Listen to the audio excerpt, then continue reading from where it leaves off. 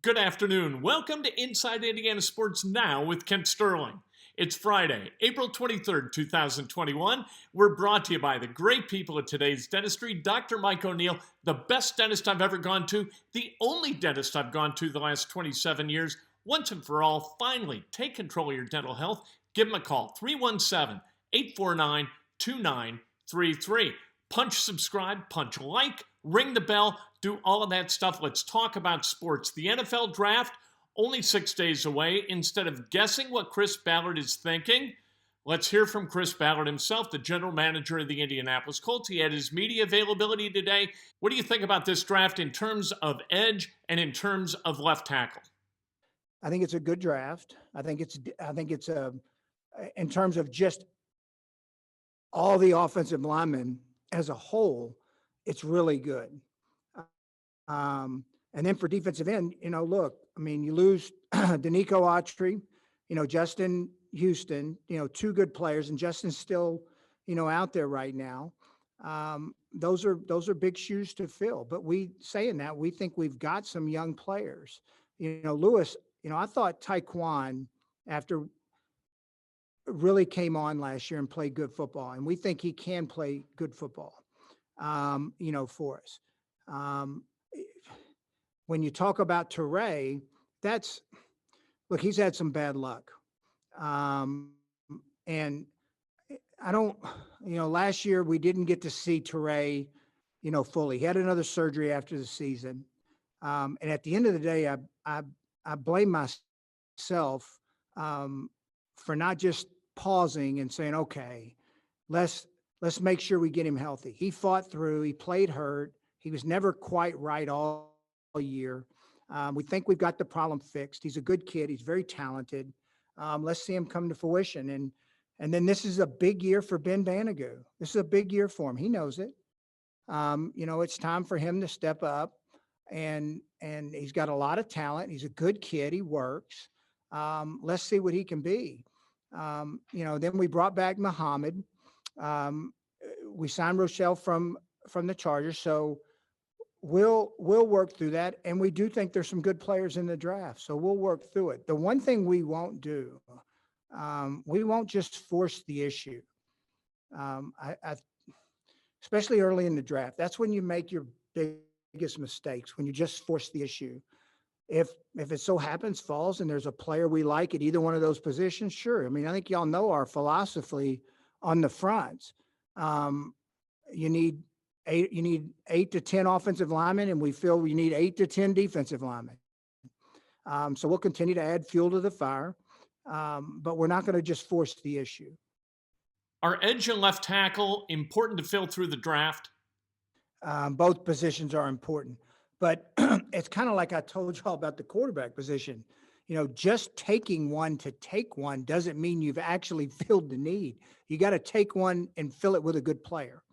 And that's got to match up in the draft. So we'll see what happens. At the end of the day, we're going to line our board up, and we're going to take who we think is the best player at that point for our team. How do you go about evaluating whether a right tackle can slide to left tackle? He's got to have the athletic traits to do it. That's one. I mean, look, I think I've told y'all this. I mean, Morocco and Jamie, it's like with Braden, who's a really good player. Like when we drafted Braden, it was the furthest thing from my mind that he was going to be our starting right tackle. But I remember Morocco and Jamie both saying Morocco was like dead set, this guy can be a right tackle in the league. So we have those discussions. They have to have enough athletic ability. They have to have enough strength. And I have a lot of confidence in our coaching staff, what they can do. We got to get the player right and give them, enough talent to work with. In your evaluation, how important is athletic testing for offensive linemen, and how do you weigh that testing for offensive linemen? And is this a good draft for offensive linemen? It is a good offensive line draft, really good. Maybe as good as I've seen in a while, just in terms of the depth of it. And then look, you want guys that are athletic, that have strength, that can play on the offensive line. What we're asking and what teams are asking them to do with all the zone blocking and pools and in pass pro, and then you're blocking these athletic freaks across from them. They've got to have a certain amount of athleticism. So it's a good draft for the offensive line, and there's depth throughout the draft. At that position. Does the lack of information because of COVID affect your board and how you've got players stacked? It's around the same. Um, I'll tell you what makes when I said lack of information. So when you have some teams that FCS schools who didn't play any football, you have North Dakota State who played one game of football. You have some guys who opt out, some guys who were gonna opt out, and their league had a bunch of uncertainty, and then all of a sudden, all right, now we're playing football and we're back playing football. It's just we've had to do a lot of digging, because a lot of times the growth, you want to see a player progress through his career, and that's been a little more difficult to do this year because of all the uncertainty around what was going on, in our, around the world with the virus.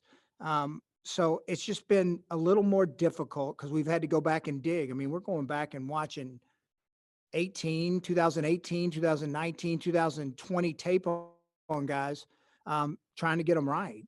And so there's a little more uncertainty, but you just keep watching and digging and projecting of what these players can be. And like, I almost like this narrative out there that there's not players in that's an excuse that there's not enough players in the draft. That's an excuse. We're not, there's plenty of good players in the draft. You just got to go look for them, get a little luck and try to get them on your team. There's more than enough good players in this draft. How different is this draft for you and the scouts and the coaches and everybody given the limitations because of COVID? Yeah. Our scouts have done a tremendous job. I mean, we've made a couple comments in there. All of us have about, just not being able to see some of these guys practice. I mean, that's a big part of the evaluation process. Go watch practice and watch their tempo in practice, their urgency in practice, how they move, just not being able to do those things. That's affected, some of the evaluation. But we found ways to, between the workouts, watching as much tape. I mean, I want to say Ed told me the other day that we'd put, I don't know, 1,400 hours on, I think it was 1,400 hours on our machine here in the last month and a half, 2 months. So we're just trying to grind away as much tape as we can of whatever we have on the player. And then on even in terms of the character and the medical, we have just had to dig, not being able to put your hands on them for the medicals. And that's an issue. And every team's dealing with it. We're all finding ways to make sure we get everything we need to make as accurate a decision as we can. And then on the character aspect, I mean, I think our scouts do a tremendous job digging. And our coaches, they're Zooming and talking to these players and using the time allotment that the league has allowed. So we just got to find ways to solve the problem and figure out the answers.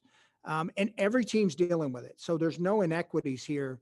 Every team is dealing with this. I mean, God bless baseball. I don't know how they do it. Not having, some of the medical and, some of the restrictions they have in Major League Baseball. I mean, what a talented group of evaluators they have to be able to do what they do.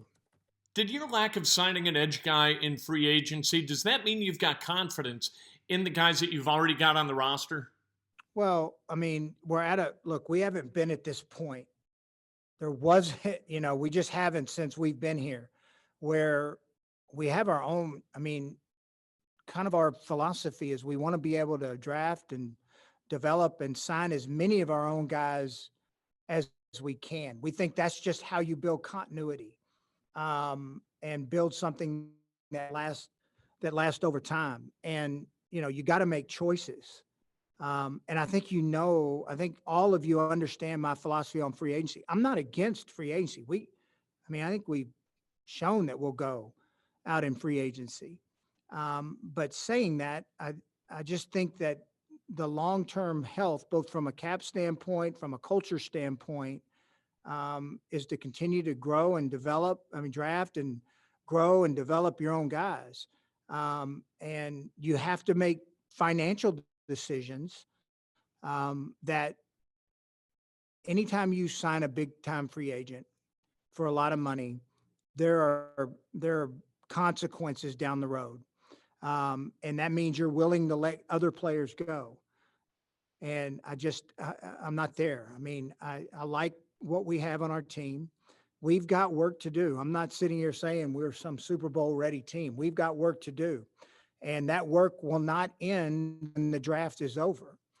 Finally, are you comfortable with just 6 picks? That'd be the least that you've had during your time as GM for the Colts. Well, I mean, look, the more I think, the more the more picks you have, the better chances you get to, shots at the board. Look, this is not an exact science, and you need a little luck. Let's be real here. I think we're pretty good at what we do, but there needs to be a little luck involved. And the more picks you have, the more chances of luck are going to show up. So that's just a philosophy that we have in the draft. Now, if we're sitting there and there's a player that we really think is a difference maker, and he's going to really make a difference on our team, we'll take him or we'll trade up to get him. We thought Jonathan Taylor was a difference maker, and we traded up to get Jonathan Taylor. But there's times that, we just felt that whether it was the fit of the player, medical issues of why we traded back, but we just thought at the time, whoever was sitting there, we could move back and acquire 2 or 3 players versus the one player at the time. Colts GM Chris Ballard, we'll see what he does Thursday, Friday, and Saturday. I think the Colts are going to trade back, get more selections. I don't think they're going to stand pat on 6. Can you imagine Chris Ballard taking a cornerback at 21, knowing he's got holes to plug at edge and left tackle, and he's going to wait till like the 50s to do it? There is no chance that happens, right? We'll see. Let's see. You'd have to have some brass ones in order to do that. We'll see what Chris Ballard does during the draft. We got some terrible news.